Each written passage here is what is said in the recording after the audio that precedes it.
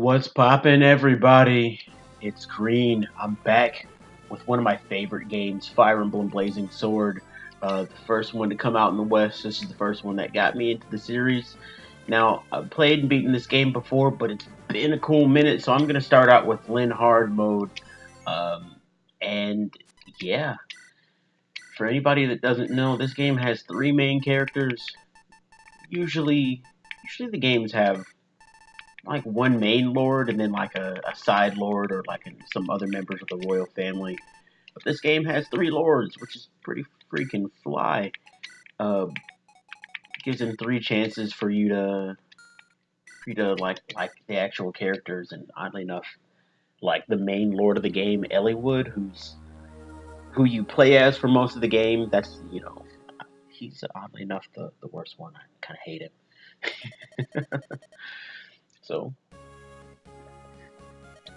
we actually kind of also have a character insert. This is our first main lord, Lyn. They found me unconscious on the plains. I just poofed here, and this is a pretty simple setup. I wake up in her house. She didn't rob me for some reason, and yeah, there's brigands. So, mm, mm, mm, no, not the business. Basically, she's gonna ask if we're a tactician. If we're useful in battle. I say I'm a tactician. Now let's do the thing. And then I do this Final Fantasy VII style. I just walk myself into her. Oh, sweet, good. There's no tutorial. That makes sense that they would take the tutorial out in the Lyn hard mode. Okay, good. She has an iron sword. Cool. So if it wasn't apparent, this is a tactical RPG. That means it's basically kind of like chess. Now, here's a breakdown of what you can see. Obviously, you can see our hit points. I'm the blue on the right. He's the red L shape on the left. I can strike him twice because of my speed. If your speed is 4 higher than an enemy's, you can attack him twice. I have 7 speed higher than him, so I'm gonna attack him twice. So I'm gonna chop him up. Actually, I'm not gonna close in an attack. Instead, you see how he'll do 10 damage? If he managed to hit me right now, right, he did 10 damage to me. I only have 16 health. That means on the enemy phase, he could go ahead and attack me. And then I have the chance to take 20 damage and die. So that's not the business. So there's no point in attacking him. I'm going to let him attack me. And then when I know, see, I dodged. But what if I didn't? Gotta worry about all the different kinds of opportunities here. So now, instead of having, I don't know, what's 40% of 40%?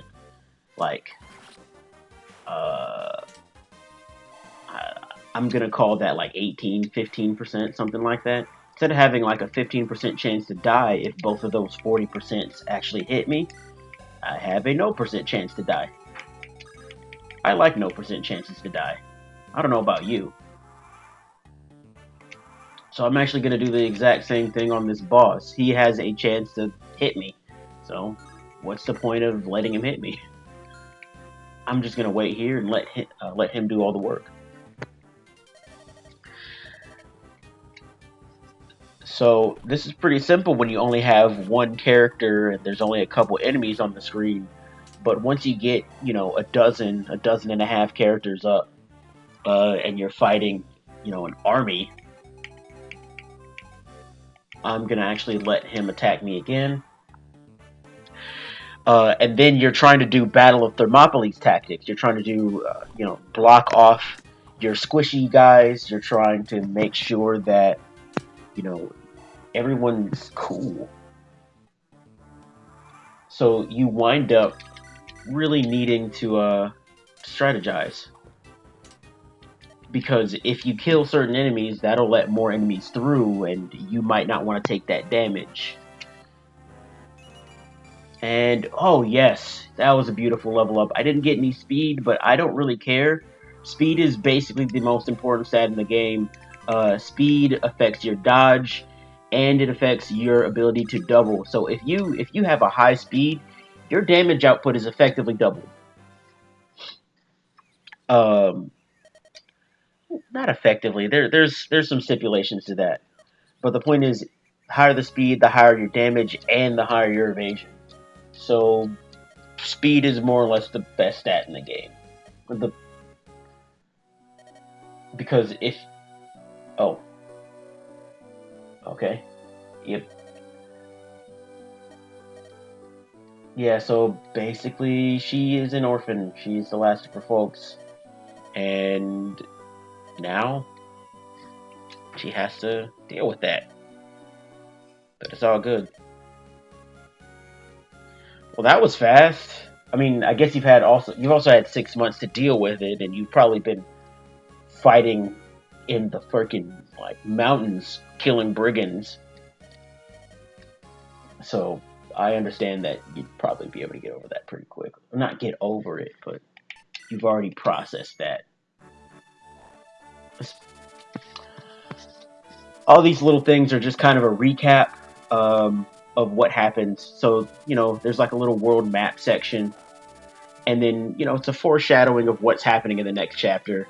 I'm about to get 2 new characters, 2 new social knights or cavaliers. And I think these 2 usually have the biggest impact on people in terms of characters, in terms of side characters, because he's the classic 90s anime flirt. Oh, beauteous one, would you not favor me with your name, or better yet, your company? Where are you from? That you speak so. Ha! I thought you'd never ask. I'm from Lycia. I hail from the Kalen Canton, home to men of passion and fire. Like. So yeah, if you grew up with Brock, you know this character. He's a horn dog, and he has a straight man. So Kent and Sane are 2 horsemen, both solid companions, both like really, really good characters. They both have their strengths and weaknesses. One's a little bit faster and weaker. The other's a little bit stronger. And we'll see that in a minute. I think Sane's the faster one, while Kent is the steadfast one.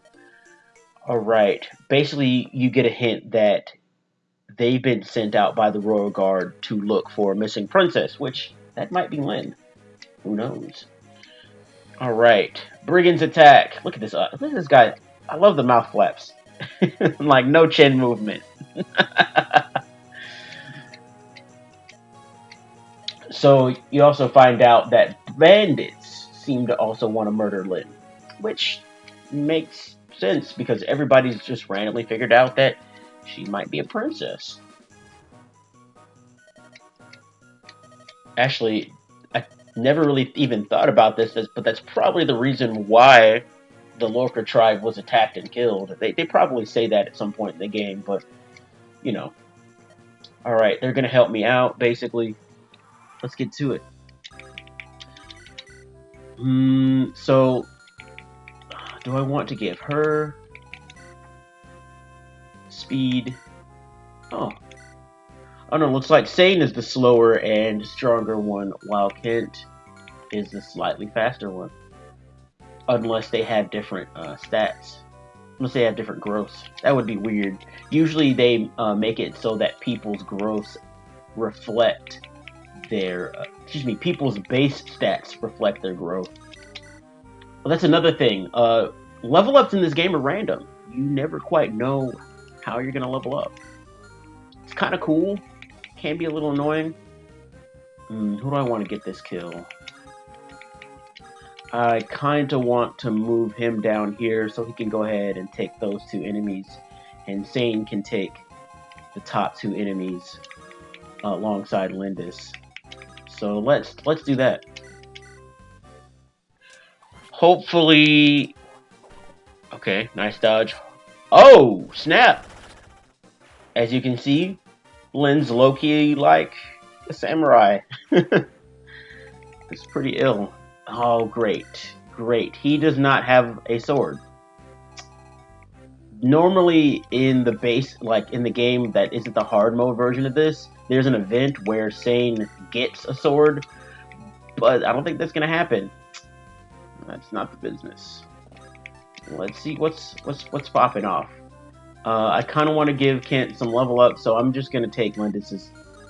Does that sound like a good idea? Yeah, yeah. Let's give Sane some level ups. Let's spread out the love a little bit, cause it's fairly easy to level up your lords, but a little bit harder to level up some of the other characters.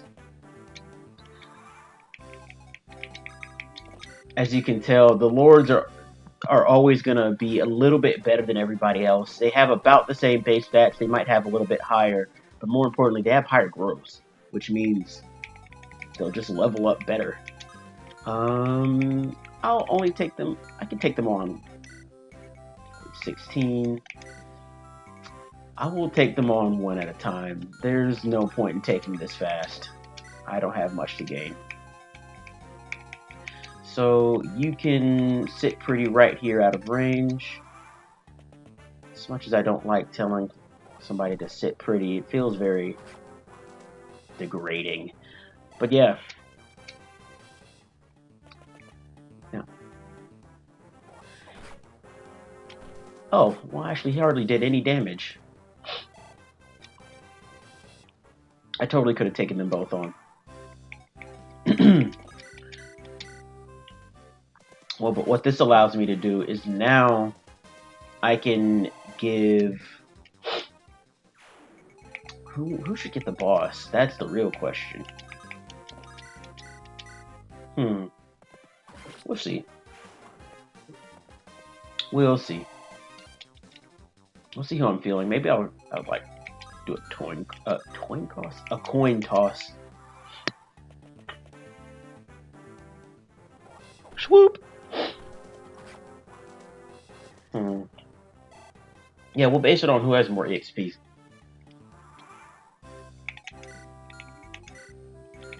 They're basically at the same amount of EXP. So 1, 2, 3, 4, 5, 6. 1, 2, 3, 4, 5, 6. Okay. Could you kill him? I don't think you could. Nah. So you have a little bit less damage output, although you're a little bit faster, which means you have a higher dodge. Which will come in handy later on. I'm pretty sure Kent's more likely to double. So I think what I'm going to do is have Sane roll up to the boss. I might have Lindis roll up to the boss and swipe at him once. And then have Kent finish the boss off. No, I want Kent. I want Sane to attack the boss. Then that way he can get some EXP. And then I'll probably have... Does he have a hand axe? Good, he's not going to move. One of the things that's nice about the later games is that they actually wind up...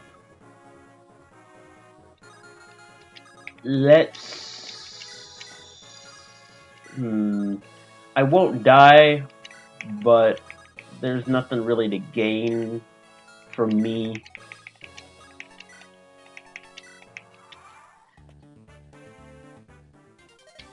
Accursed knights, always tampering in others' affairs. He probably has a specific thing to say to Lindis, but we're probably not going to find it out. So, yeah, I'm going to try to get 2 level ups. I'm going to have Sane swat at him one more time and then have Kent finish him off. Yeah, that's a great plan. And I'm going to have... Who should give up their sword? Guess it's got to be Sane.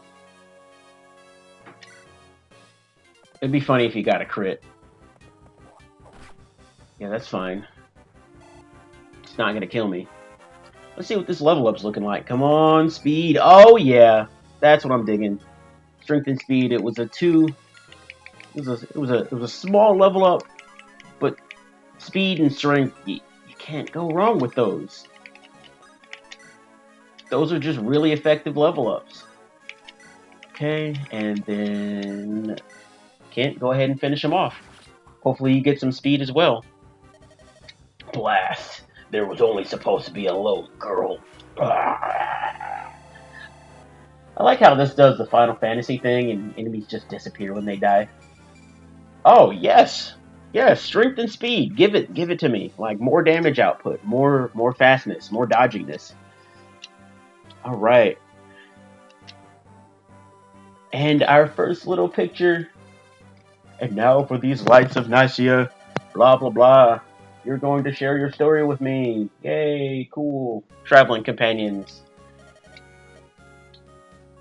Yeah, you're pretty lucky.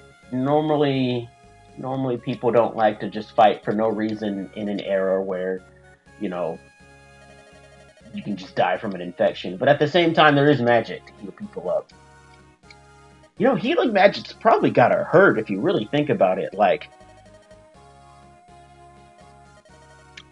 Geez, like your bones are mending back together and kind of, I don't know. Does it give you more blood? It's magic. What am I saying? It doesn't need to hurt. Alright. Basically, we're getting the confirmation that that Lindis is the daughter of royalty. Her mother is of the Lorca tribe, which is effectively like a nomadic tribe. I feel like they're comparable to the Mongolian folks. You can kind of see it in their dress and the fact that they're relatively light-skinned. You know, they're not like supposed to be like Philippines or something like that. And the rest of the game is roughly based off of Europe, so it makes sense that, you know, they would have like kind of Asiatic characters instead of saying like Indian characters, which would be a little bit further away, because they do have a desert part. There's not enough brown people in this game. There's like one desert dwelling dude, but he's just kind of tan. Yeah, I'm gonna come with you. We're gonna play the game. Cool. But yeah, there totally needs to be more brown people in this game. I might change that myself.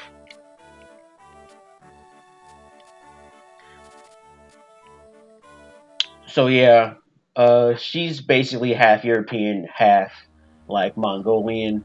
She's the daughter of like a European like kingdom.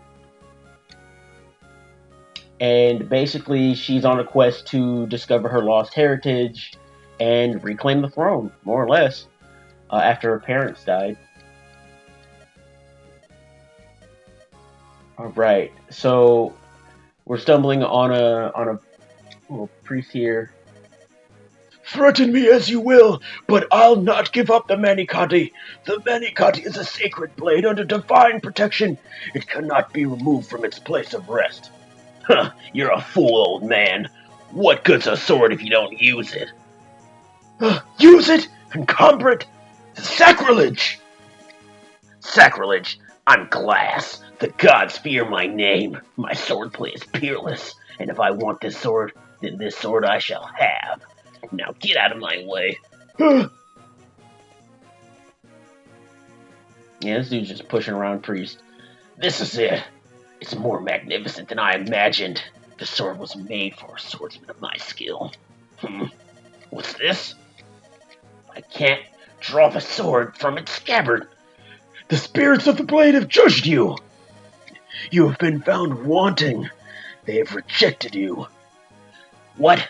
Listen, you senile old fool. If you value your own life, you'll get out of my sight. I usually don't do, like, I love doing this for these games. I actually don't have voices for any of the main cast, but, like, this dude, you can just look at him and know exactly what he's about. He's just a fucking sleazeball. He's pushing around this priest, he's trying to get this sword. He's thinking he's the best, but he's like, what, probably like a level 3 mercenary? She's gonna ask me to help. We're gonna accept. She runs away. nothing crazy. Yeah, I, I haven't even played this chapter in a long time. I just picked 3 out my ass in terms of numbers. I'll probably actually. So these are houses. You can visit them. Unless houses have red roofs, they won't give you items. They're just optional parts. They'll give you usually hints on how to play the game or how the mechanics work. I'm not really going to use them because I want to just blow through this level. But actually, I've got to wrap things up for now. You guys keep doing well for yourselves, so you can keep doing well for others. Don't push around any priests. Don't be a level 3 mercenary named Glass. All right, y'all. Take it easy and have a good night.